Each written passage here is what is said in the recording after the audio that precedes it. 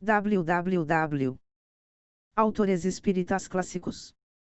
Com este texto foi primeiramente descoberto na sua totalidade em 1896. Em seguida ele foi redescoberto como parte da biblioteca de Nag Hammadi em 1945. O papiro data da metade do século IV. E o texto talvez da metade do século II. Este texto certamente é um dos mais profundos de todos.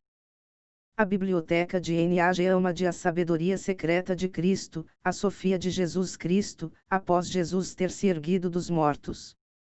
19 discípulos, 12 homens e 7 mulheres, foram para a Galileia. Para a montanha que é chamada Divinação e Alegria. O Salvador apareceu lá para eles como um grande anjo luminescente. Indescritível. Ele disse: paz para vocês. A minha paz eu lhes dou. Eles estavam maravilhados e com medo. O Salvador riu. E perguntou a eles: o que vocês estão pensando? Vocês estão perplexos? O que vocês querem saber? Filipe aventurou-se. Nós queremos que você explique a realidade subjacente do universo e o plano divino. O Salvador respondeu: toda a poeira chamada humanidade, desde o início do mundo até agora, tem inquirido sobre a divindade. Quem ele é? Como ele é? Mas eles não o encontraram. Os mais sábios especularam sobre o mecanismo que comanda o universo e o seu movimento. Mas eles não encontraram a verdade. Estes filósofos disseram que ocorre de 3 modos diferentes, eles não concordam. Alguns dizem que o mundo é autoconduzido. Outros acreditam na providência. Ainda outros dizem que é o destino. Nenhum destes está sequer próximo da verdade. Pois são criações do homem. Mas já que eu vim da luz infinita, e eu conheço a luz, eu estou aqui para contar a vocês sobre a natureza precisa da verdade. Tudo o que vem de si próprio é poluído. Já que é autocriado. A providência não tem sabedoria e o destino não discerne. Mas cabe a vocês saber. Quem quer que seja digno da sabedoria irá recebê-la. Quem quer que tenha nascido do primeiro que foi enviado é imortal no meio da mortalidade. Mateus disse a ele: Senhor, a verdade é encontrada somente através de você. Nos ensine então a verdade. O Salvador respondeu: aquele que é fantástico e indescritível. Nenhum chefe, autoridade, manipulador ou criatura do Gênesis do universo até agora conheceu aquele da primeira luz. Exceto ele próprio. E aqueles para os quais ele se revela. Eu sou o grande Salvador. Imortal e eterno. Todos que nascem, morrem. Mas o eterno não nasce. O não gerado não tem começo. Todos que começam, acabam.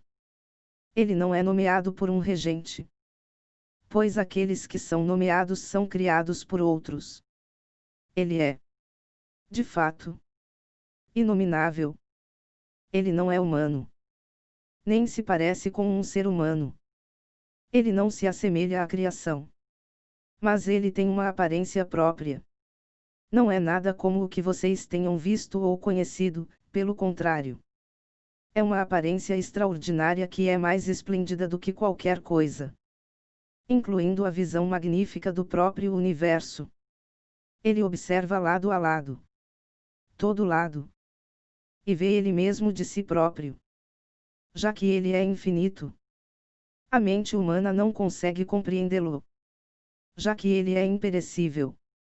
Ele é diferente de tudo. A bondade dele nunca muda. Ele é sem defeito. Ele é abençoado.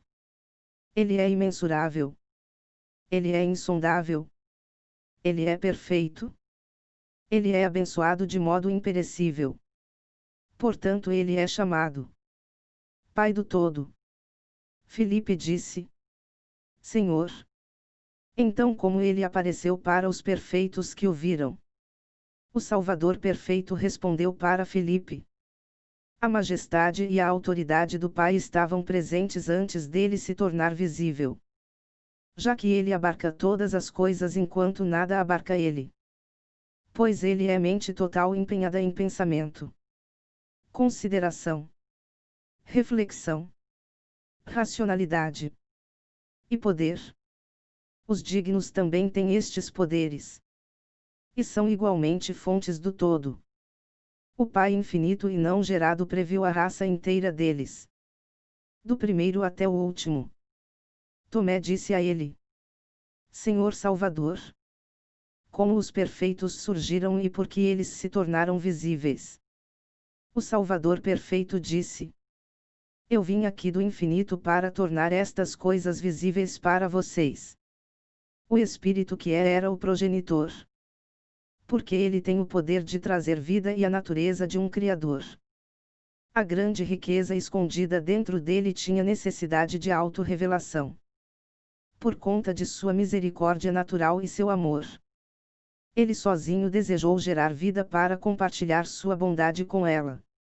Em troca, esta bondade foi concedida à geração inabalável, progenitora de corpo e fruto, glória e honra em imortalidade, e graça infinita. Tal tesouro imperecível é revelado através daqueles que vieram depois. Embora eles ainda não eram visíveis. Embora gerados por Deus. Ainda uma grande diferença existe entre os imperecíveis. Então o Salvador exclamou: Quem tiver ouvidos para ouvir sobre os infinitos, que ouça. Eu me referi e estou me referindo àqueles que estão acordados. Ele prosseguiu dizendo: Tudo que veio do perecível irá perecer. Mas tudo que veio do imperecível não perece, mas se torna imperecível. Muitos se perderam e morreram porque eles não sabiam a diferença. Maria disse a ele: Senhor, se muitos se perderam e morreram, como nós iremos saber a diferença? O Salvador perfeito respondeu: Renunciei o domínio visível. Encerre com as coisas visíveis. Então se aproxime a partir do domínio do invisível. E a própria fonte do pensamento te revelará como a fé no invisível pode ser encontrada no domínio visível, essas coisas que são do Pai não gerado. Quem tiver ouvidos, que ouça. Verdadeiramente, o Senhor do todo é mais corretamente chamado antepassado do que Pai, pois o Pai é, em princípio, progenitor daqueles que serão criados. Mas já que ele não tem começo, ele é mais precisamente chamado antepassado. Observando a si próprio como se ele estivesse olhando dentro de um espelho interno. Ele aparece para si próprio como alto Pai divino. O defensor daqueles sendo atacados. E o primeiro Pai não gerado existente. Ele é da mesma idade do antepassado. Que é a luz antes dele. Mas não da mesma habilidade. Depois apareceu a multidão inumerável de seres dinâmicos autoexistentes. Todos gerados ao mesmo tempo e dotados com os mesmos poderes. Vivendo nos reinos celestes. Eles são chamados a geração sobre a qual não há reino. E vocês são descendentes deles. Estes são também chamados crianças do Pai não gerado. Deus. Salvador. E Filho de Deus. Cuja aparência está dentro de vocês. Agora ele é o incompreensível. Repleto de glória imortal e alegria indescritível. Aqueles que pertencem a ele agora repousam nele e compartilham desta alegria, glória e júbilo dele. Até este momento tal coisa nunca tinha sido ouvida ou sabida. Nem mesmo entre a multidão celeste e os mundos deles. Mateus disse a ele: Senhor, Salvador, como a humanidade surgiu? O Salvador perfeito disse: Saiba agora que o infinito que vivia antes do universo ser formado é o Pai autonutrido e autogerado. Ele é repleto de impressionante luminescência. De modo indescritível. No início, foi decidido que a aparência dele seria um grande poder.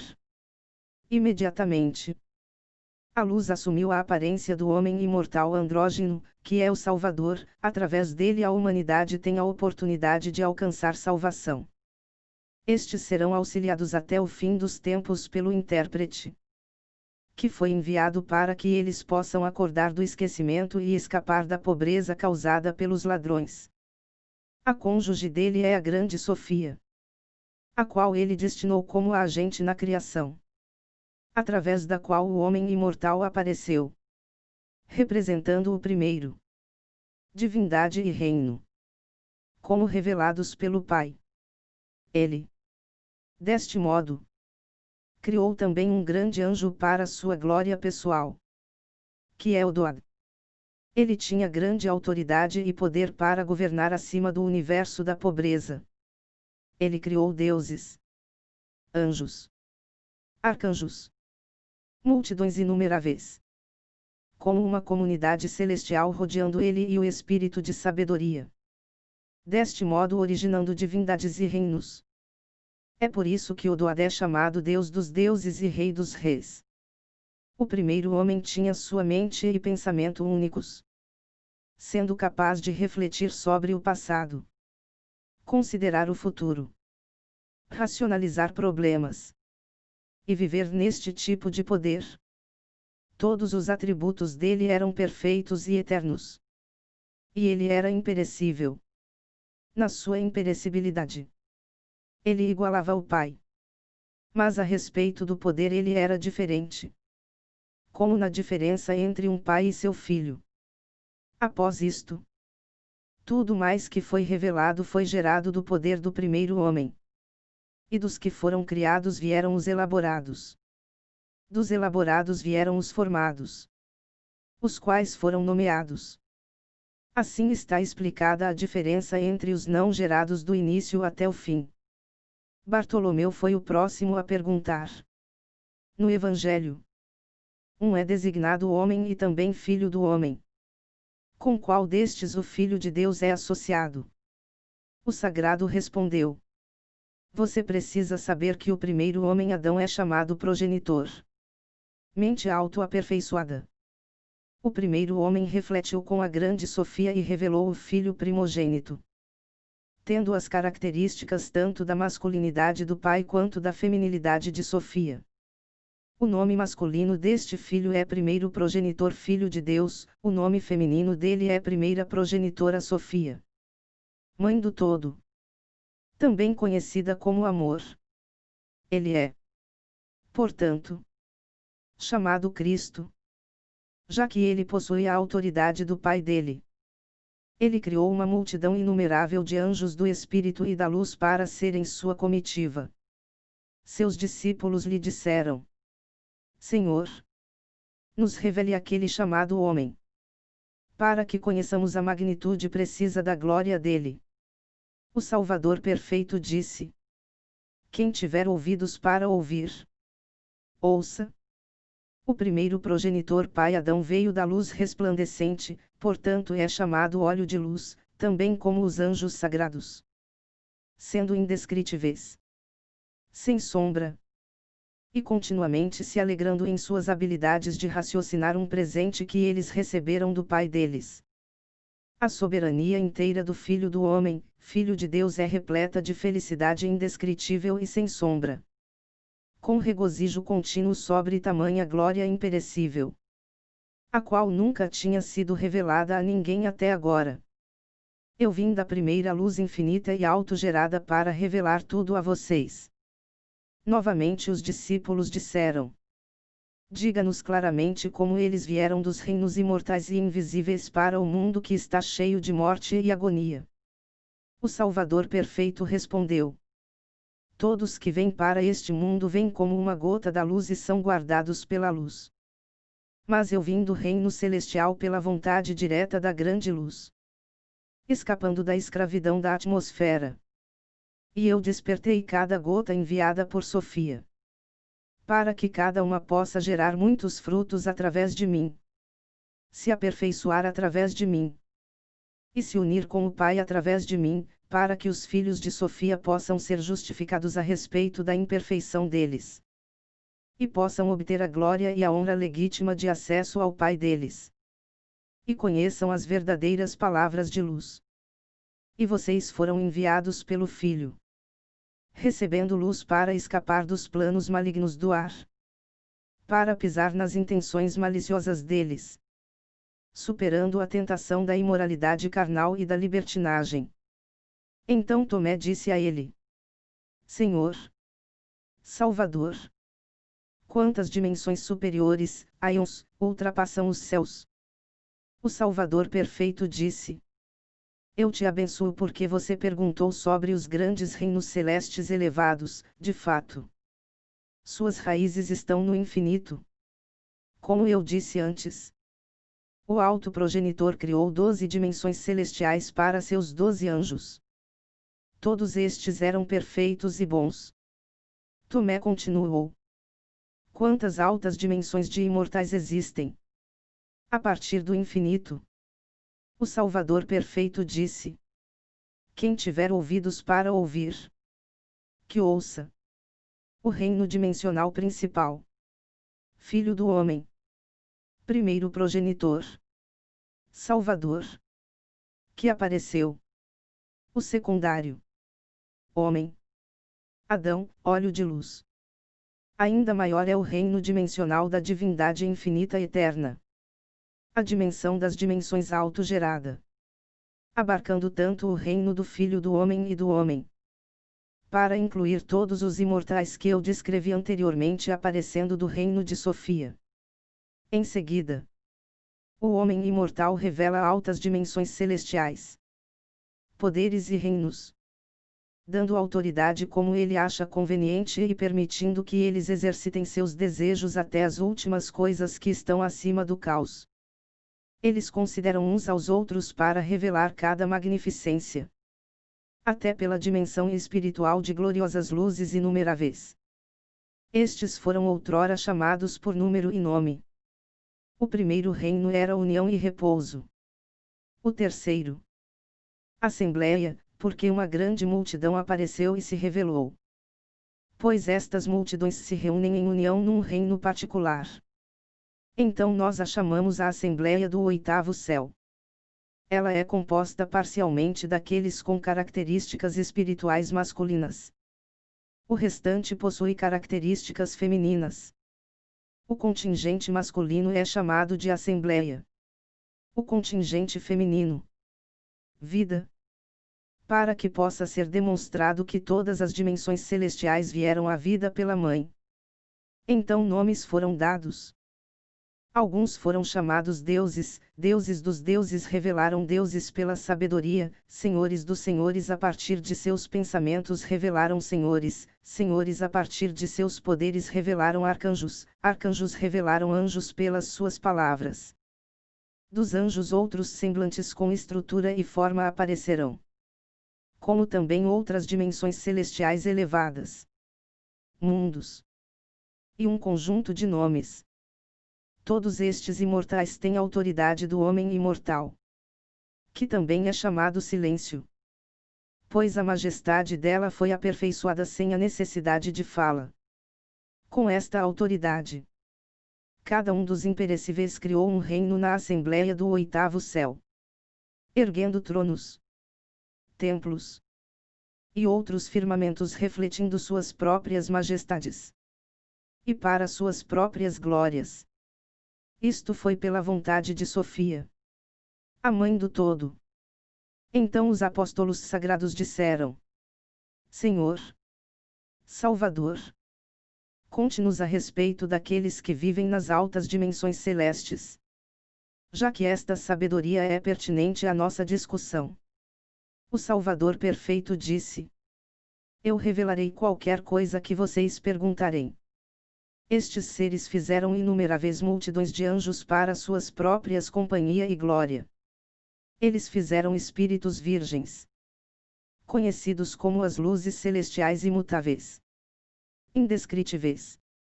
Estes foram criados perfeitos num instante pela força de vontade. Devido à natureza deles, são imunes à doença e fraqueza.